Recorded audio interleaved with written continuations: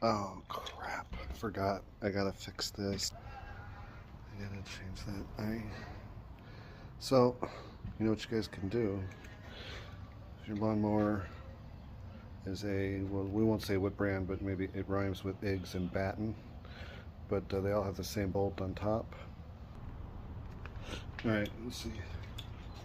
I haven't tried this at all this time. I've done it before. So.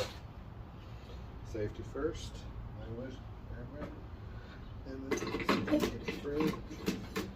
Just started. And